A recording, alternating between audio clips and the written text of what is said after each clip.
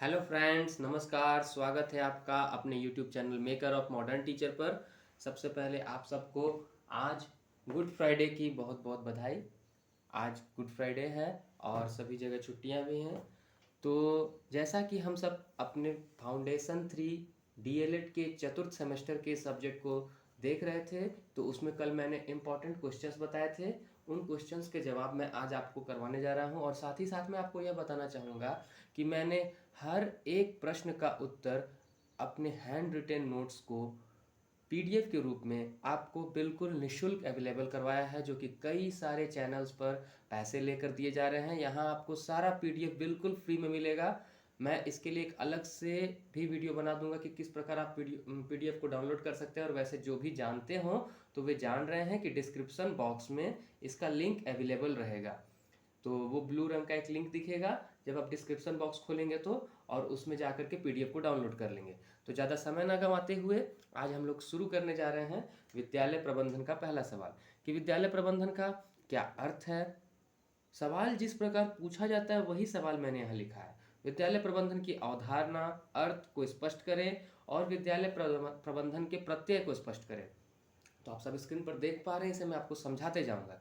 ध्यान देकर पूरे वीडियो को अंत तक जरूर देखिएगा।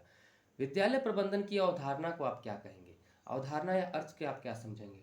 तो विद्यालय प्रबंधन जो एक विशिष्ट प्रक्रिया है जिसका कार्य विद्यालय के मानवीय एवं भौतिक संसाधनों को ऐसी गतिशील संगठन इकाइयों में परिवर्तित करना है जिसके द्वारा उद्देश्यों की पूर्ति होती है और इसके लिए इस प्रकार से कार्य किया जा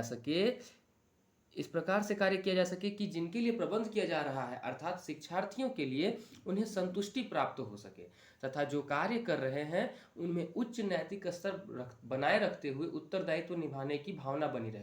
पहले आप इसे समझ लीजिए। विद्यालय प्रबंधन, देखिए, किसी भी कार्य को सुव्यवस्थित और सफलता प्राप्त कराने के लिए उसे एक संगठित तरीके से कई लोगों के द्वारा पूरा किया जाता है।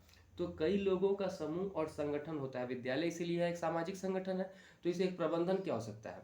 तो प्रबंधन क्या है? एक ऐसा विशेष स्पेशल प्रक्रिया है, प्रोसेस है, जिसमें हम उसके मानवीय और भौतिक संसाधनों, पहले आप समझ लीजिए, मानवीय संसाधन में उसके विद्यालय के छात्र हो गए, प्रधानाध्यापक, अध्यापक अध्यापिकाएं, वहाँ के कर्मचारी और वहाँ के जितने भी शिक्षकेतर कर्मचारी और शिक्षक कर्मचारी, सारे लोग, शैक्षणिक कर्मचारी, सब लोग आ जाते हैं इसमें।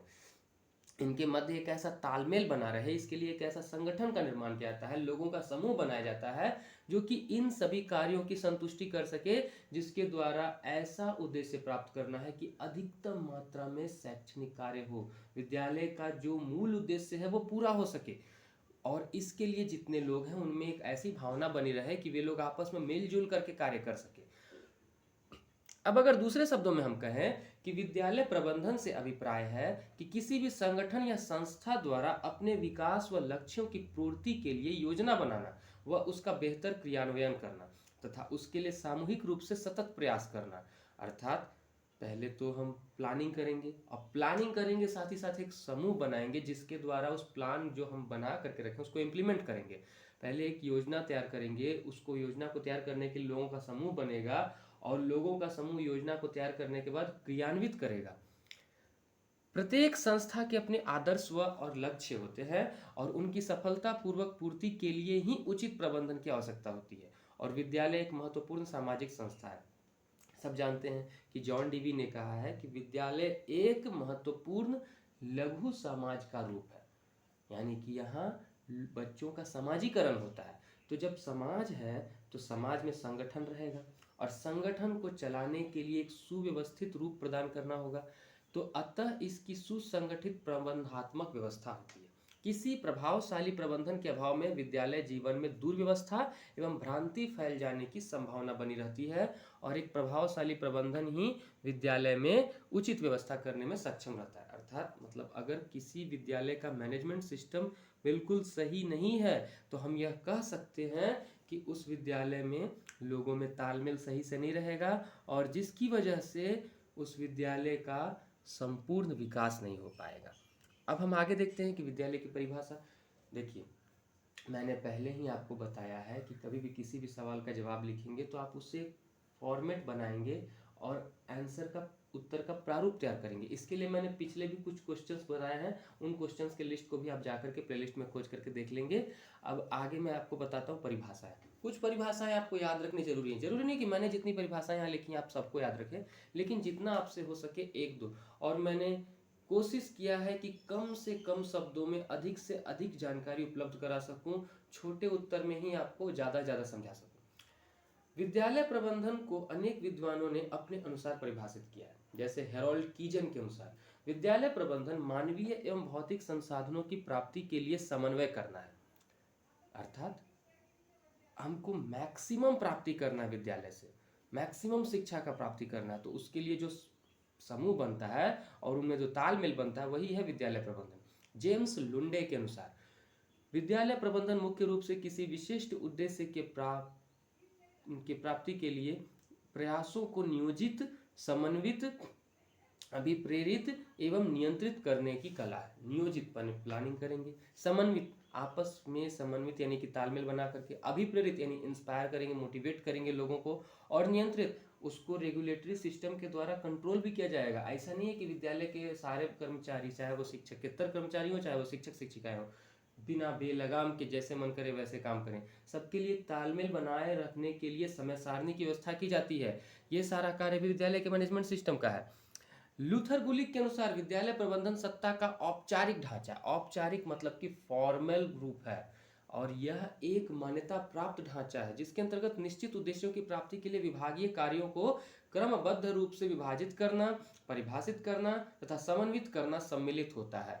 तो यह हमने देखा विद्यालय प्रबंधन की परिभाषा। अतः स्पष्ट है कि विद्यालय शिक्षा प्रणाली की मूल इकाई होती है और विद्यालय प्रबंधन की मूल इकाई कक्षा होती है, जहाँ पर देश के भविष्य का निर्माण किया जाता है। शिक्षा सदैव भविष्य के निर्माण के लिए दी जाती है। विद्यालय ही एक ऐसा माध्यम है जिसकी सहायता से जीवन की तैयारी की जाती है। इन सभी कार्यों के सुचारू रूप से संचालन के लिए विद्यालय प्रबंधन का बहुत महत्व है। तो यह हमने देखा विद्यालय प्रबंधन का अर्थ और अवधारणा।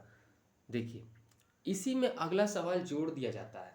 आपको जो सवाल पूछा जाएगा, एक क्वेश्चन नहीं पूछा जाता है, ज़्यादातर दो क्वेश्चंस को मिला करके दिया जाता है। इसीलिए मैंने इस वीडियोस में 3 क्वेश्चंस जो कि परीक्षा में पूछे जा सकते हैं उन्हें एक साथ मिलाया है।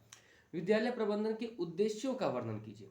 तो विद्यालय प्रबंधन के क्या उद्देश्य है, अभी आपने समझ लिया विद्यालय प्रबंधन क्या है। विद्यालय प्रबंधन एक ऐसा संगठित समूह है जो विद्यालय के अंदर उसके मानवीय और भौतिक संसाधनों के बीच तालमेल बनाए रखने और विद्यालय के समुचित विकास और अधिकतम उसके उद्देश्य की प्राप्ति के लिए कार्य करता है।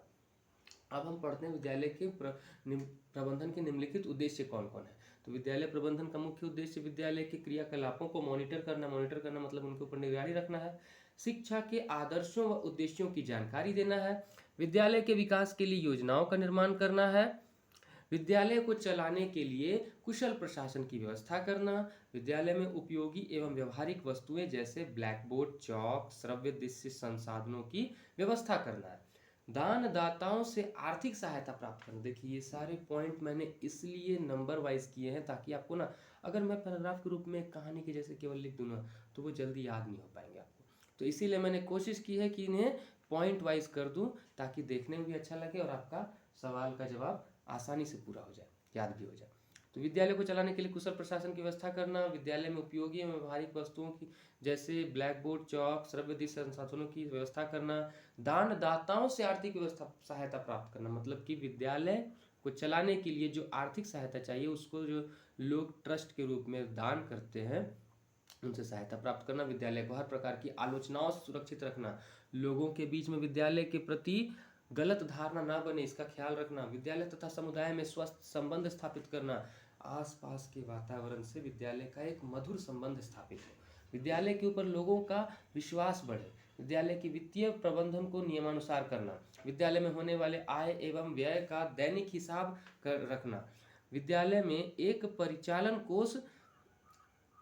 परिचालन कोष बनाना जिससे राजकीय सहायता से वेतन तथा अन्य आवश्यक व्यय को वहन किया जा सके।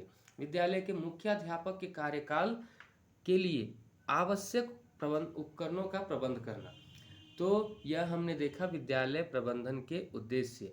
और आज के अंतिम सवाल जो है वो है विद्यालय प्रबंधन के क्षेत्र। इसके बाद आपका विद्यालय प्रबंधन का जो टॉपिक है वह खत्म होता है। अगले टॉपिक में हम विद्यालय संगठन या उसके आगे को देखेंगे, लेकिन अभी हम लोग विद्यालय प्रबंधन के क्षेत्र को भी देख लेते हैं। बहुत छोटा सा है कि विद्यालय प्रबंधन का क्षेत्र अत्यंत व्यापक है। सही में जब विद्यालय प्रबंधन इतना बड़ा कार्य कर रहा है तो उसका क्षेत्र भी अत्यंत व्यापक रहेगा कि इसके अंतर्गत सभी शैक्षिक परियोजनाएं आती हैं जो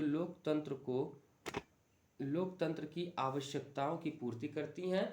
विद्यालय प्रबंधन विद्यालय के सभी संबंधों से संबंधित है, जैसे प्रधानाध्यापकों व शिक्षकों का संबंध, छात्र एवं प्राचार्य का संबंध, छात्र एवं शिक्षक शिक्षिकाओं का संबंध, और विद्यालय एवं समाज का संबंध इत्यादि।